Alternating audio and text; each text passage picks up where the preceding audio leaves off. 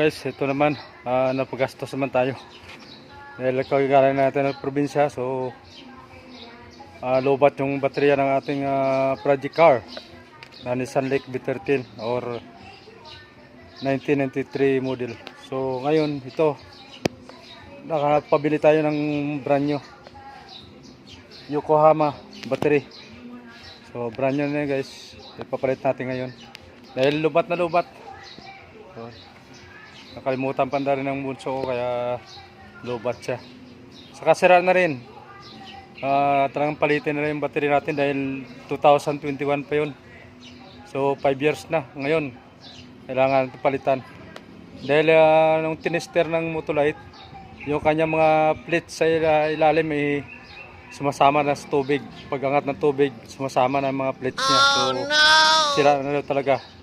Tapos pag chinarge naman, ma-charge siya pero saglit lang, lubat na. Dahil wala na, sira na yung mga plates niya eh. So kailangan palitan ng bago.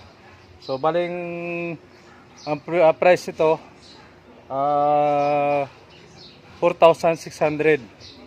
At dahil may luma tayo, bali 400 yung bawas. At so bali dapat 4 to. So sinirado ng 4,000, 4K ang battery. So 2 ECM ito guys, 2 ECM na battery yung ating binili para sa ating project car Nissan Leaf. So ito na yung yung bago natin, ayan, Yokohama. So ikakabit natin, ayan, para matesting natin kung okay na siya. Yokohama guys, yan, at na siya, pre-maintenance. Yan. So wala ka ng tubig-tubig. At dito pinalagyan ko na ng pizza. Nasulatan ko na dito, no? Kita ba? Saan ba yung kamay ko? Hindi makita. Yun. So dito, pinalagyan ko na ng pizza. Ayan, 426 2026. Ito. Yan. Yan na siya guys. 426 26. Ayan. So yung pizza niya. So tara, ikakabit na natin. Ayan. So ikakabit natin ngayon yung baterya guys. Matesting natin.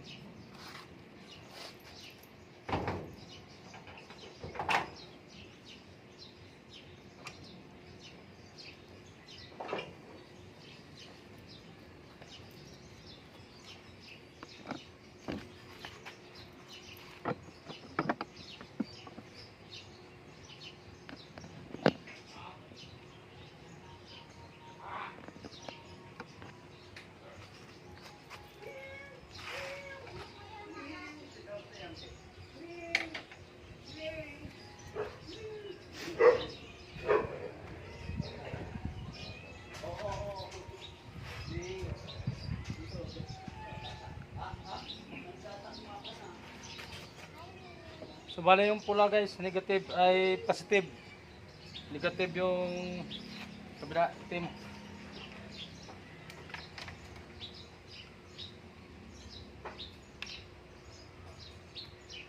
Yan, patanggalin natin muna.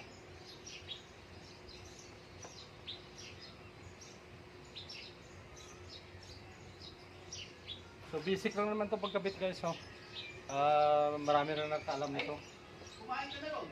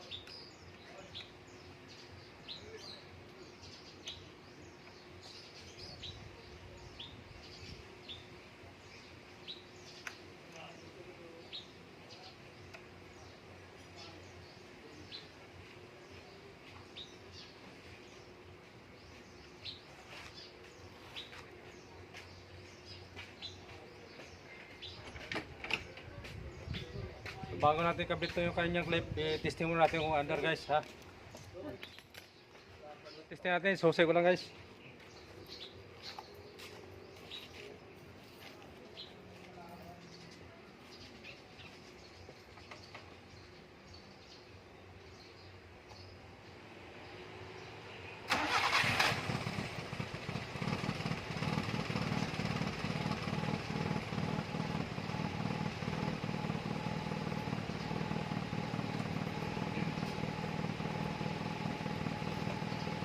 So yan, umandar na. Yan, umandar na guys. One click. Umandar na yung makina natin. So bagong bago to. Brand new. Yan. So yan na, convincing. Umandar na natin. So pakita ko sa inyo yung indicator ng ating battery. Gumagana. So bala yan, indicator niya gumagana naman siya. Yan.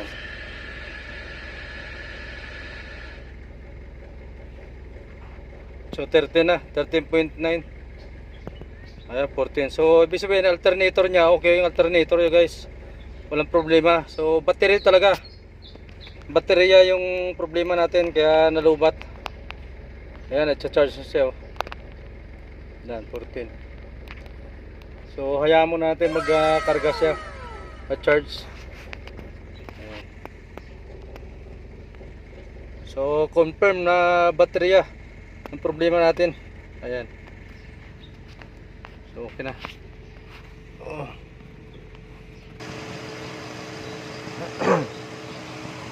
So mamaya ikabit natin yung kanyang clip ito. Pagkapatay natin, i-charge na natin kunti yung natin baterya para sigurado.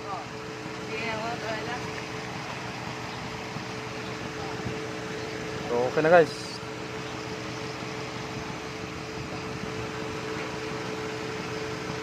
Bale pre-maintenance to, SM to. Ayan. 16 month warranty.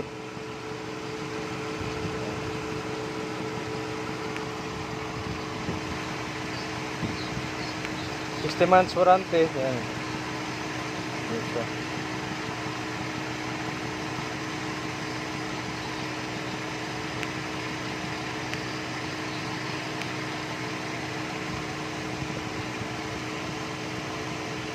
Okay na guys. So, bahagi natin sa inyo guys at naayos na rin, convincing ang ating bagong battery.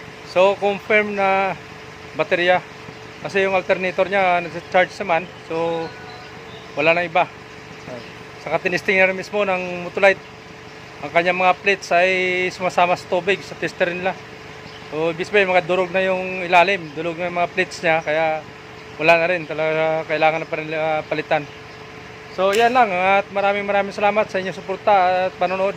Pag bago ka pa lang sa aking channel, huwag mo kalimutan mag like, share and subscribe my channel para lagi ka updated sa aking mga bagong videos. So see you next vlog. Bye bye. I love you all. God bless.